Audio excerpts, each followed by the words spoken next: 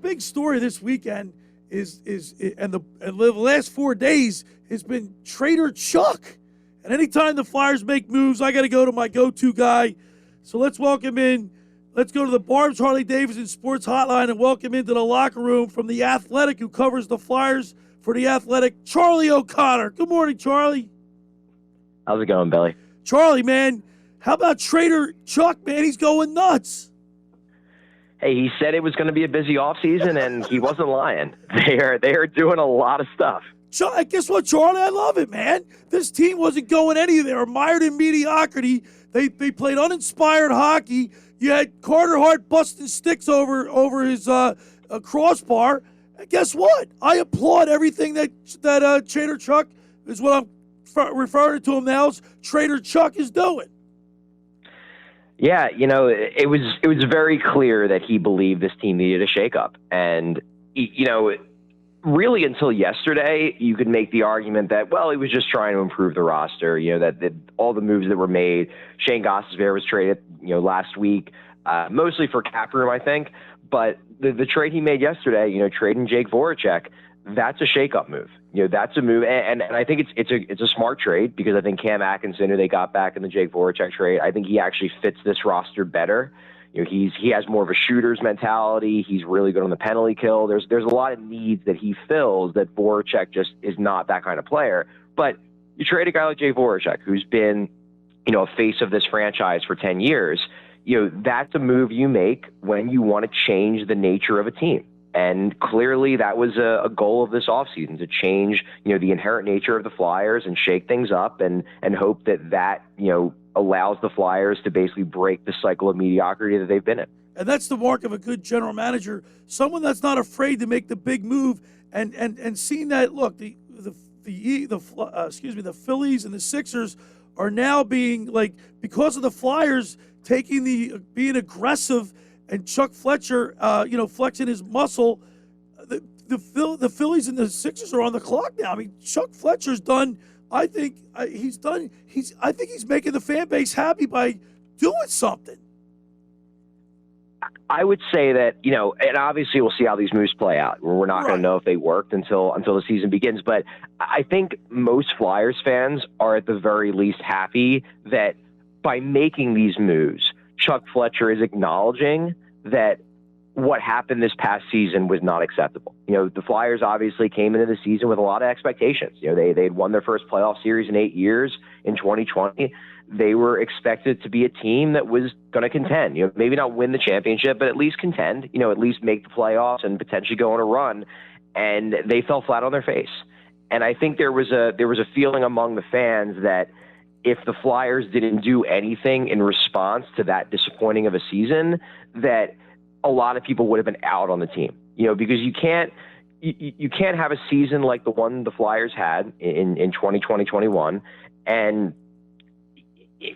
basically, just say that that's fine. You have to have a response. And the fact that Chuck Fletcher this offseason has been aggressive, the fact that he shook up the roster, the fact that he's made moves, the fact that he's made additions, I think a lot of fans, who maybe a couple weeks ago were skeptical of the Flyers are now like, hey, you know what? I'm going to give them another look, because at the very least, they acknowledge that what happened, from January through May, that was not acceptable. That was not the kind of season that we can just accept and write off.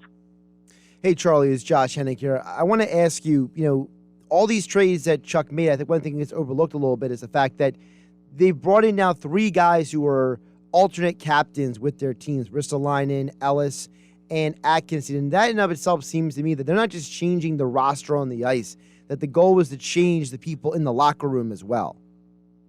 Yeah, and Fletcher flat out said that yesterday when we talked to him after the draft, that, he said it wasn't necessarily that it was a repudiation of the guys that were in the locker room, but he just felt like they needed new voices. He felt like they needed a new mix. He said that, the locker room during this past season, it was not a happy place to be in. People were angry. There weren't smiles in the locker room. And you know what? That kind of thing carries over to your on-ice play. If you're miserable off the ice, you're probably not going to be playing up to your potential on the ice. And, you get a guy like Ryan Ellis, who is, was definitely a leader on a Nashville team that made the Cup final a few years ago, that's going to help. You get a guy like Cam Atkinson, who, not only was a leader with Columbus, but also, he's a guy who bought in fully to the John Tortorella mentality of defense and two-way play and 200-foot hockey. And you bring him in, if he becomes a leader on the team, which I expect he will be because that's his personality, he's a big personality, if he's going to be going out there blocking a shot, and just, taking a Shea Weber slap shot, and he's a leader on the team, the younger guys are going to see that. And that's the kind of thing that, it can help the overall, I guess, mentality of a team, I believe. Now, the Ristolainen trade, I'm a little bit more skeptical on because, in Buffalo, he was not a very good player. It's a bet on his physical upside more than what he's done as an NHL player. But I understand the concept behind it in that, you want to get a physical presence. You want to get a guy you can theoretically pair with Travis Sanheim on the second pair.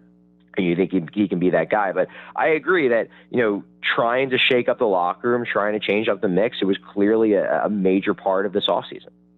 The other thing is that interesting to me, Charlie, is the fact that, it's like Chuck Fletcher was having to balance two different worlds. He was trying to balance the money side, getting rid of Gostisbehere's money, saving, $2.5 million in the Atkinson Voracek deal. But he's also trying to make sure he has the bodies that he needs to improve the team on the ice. So it seems like with these 4 trades, he's really tried to do his best with that juggling act.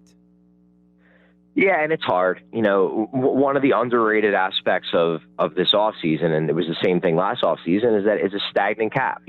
Normally, in normal times, every year, the salary cap ceiling in the NHL, it goes up about, $1 to $2 million at least. Well, because of the pandemic, because people haven't been able to go to games, because revenues are down, they've just kept the cap ceiling at $81.5 million. And that means that GMs don't have the benefit of knowing that every year they're going to get a little bit more money to play with just because another year's passed. So because of that, it's tough. And that's why you have a move like the Shane Gostisbehere move. Shane Gostisbehere, in my mind, he's a good player. Is he a great player? Is he the guy from his rookie year? Is he the guy from 2017-18? No, those were his best seasons he's ever going to have. But he's a useful player. He's useful on the power play. He's probably a good, on the depth chart, if he's your number 4 or your number 5, it's a pretty good player. But you had to clear space. If they were going to make moves like the one they made for Ryan Ellis, the one they made for Rasmus Ristolainen, if they're going to, get a backup goalie upgrade to have Carter Hart back in case he struggles again, they need to clear cap space. And that's why you have to, give up a second-round pick to trade Shane Gostisbehere, because it's a salary cap situation where they have no other choice but to move out guys who, aren't bad players, but maybe they don't quite live up to their contract. They don't quite fit on the roster anymore. So you got to move them out to make sure that everything else fits. We're talking with Charlie O'Connor, who covers the Flyers for The Athletic. And Charlie, people are questioning maybe a little bit the Ristolainen move, but I'm in love with it. And Josh Hennig knows why. Hennig knows why, because I love big guys, big physical defensemen that clean the porch out, that, maybe give Carter Hart a better view of what's going on. I mean, I know he's a career minus 163, but you're bringing a guy like Ryan Ellis, and he's a plus 114. So right now, for me, for my money, I'm very excited about the things that Chuck Fletcher has done. Getting rid of moving Gostisbehere. Obviously, there was a giveaway, and you had to give away draft picks. I'm not happy about that, but overall, I'm giving him an A for that, for all the work he's done the last couple of weeks. Yeah, he's certainly had a busy offseason, and I mean, I'm a huge fan of the Ryan Ellis trade. I think that was a massive upgrade for the roster, and I'm not a hater of Phil Myers. I think Phil Myers will be a good defenseman in the NHL, but Ryan Ellis is a top pair guy. He's been a top pair guy for years, and he can do it all out there. So I love that move. You mentioned Ristolainen. I'm skeptical of that, as I said earlier, just because he was in Buffalo. He was used as a big minutes top pair defenseman, and he was not good in that role. Now, the theory among the scouting community is that, okay, he might not be a top pair defenseman, but if you use him in a more limited role, if you use him second pair, third pair minutes, he'll be great. And he might be. That's the risk the Flyers are taking. But the fact of the matter is that we haven't seen him in that role, so you don't know if he's going to be good in that role. He might just be bad at any role. But we'll see. The Flyers clearly believe in him, and I totally agree with you that he does bring a physical presence. Charlie, here's a guy that was he was picked 8th overall. So I mean, he has an upside to him. Maybe he's been in the league for a little bit, but I just think maybe this guy is like Myers, and he needs a change of scenery. It's possible, and there are certainly players that played in Buffalo were not good in Buffalo because it's a toxic environment up there. Not that the city of Buffalo is a toxic environment, but that team is a toxic environment. And when they left the Buffalo Sabres, they played much better. So it could be that, and I think that's kind of what the Flyers are betting on. Hey, Charlie, they haven't addressed this yet. So what is the plan for the backup goaltender? What do you think they're going to do? Because it looks like, at least if I'm reading the tea leaves, it looks like Brian Elliot coming back next year. So what are they doing with the guy who's going to be behind Carter Hart? Yeah, I definitely think it's a priority for them to get a better backup goalie. I think they saw this past season and Brian Elliott, he's been a good soldier in Philadelphia for a long time. He's certainly had, his fair share of very good games, but he's 36 years old. And what they found out this past year is that if Carter Hart struggles, Brian Elliott cannot carry the load because he just does not have the physical ability to carry the load anymore without wearing down. And they realized that, that was abundantly clear this season. So I think they're going to go out, and I think they're probably going to spend, $2.5 million of cap on a better backup goalie. And there are guys out there, you've got James Reimer, potentially Jonathan Bernier if he doesn't re-sign with Carolina, who just traded for his rights. You've got goalies out there who are high-end backups, and I think that's who they're going to be looking at. I broke down the Flyers cap situation with The Athletic yesterday, and they have about $3.5 million left. When you account for the fact they have to re-sign Carter Hart, he's a restricted free agent. They have to re-sign Travis Sanheim, also a restricted free agent. They have about $3.5 million left, which gives them about $2 million to get a backup goalie, and I think they're going to spend it on that. I think they definitely realize that, look, they expect that Carter Hart will be much better next year than he was this past year. They believe this year is an anomaly, but they also know that it's not 100% guarantee that Carter Hart is going to be the Carter Hart from 2 years ago. So they have to get some insurance, and I think they're going to be willing to spend to get that insurance. Troy, obviously, I don't think Chuck Fletcher's done. Trader Chuck isn't done because, he solidified. I think he did a great job solidifying the defense. I think they do need a goal scorer, and even though they added Cam Atkinson, which I really like, Tarasenko's out there. Is there any possibility of picking up a Tarasenko or someone else that you might be privy to know that we don't, that's out there that the Flyers could be interested in?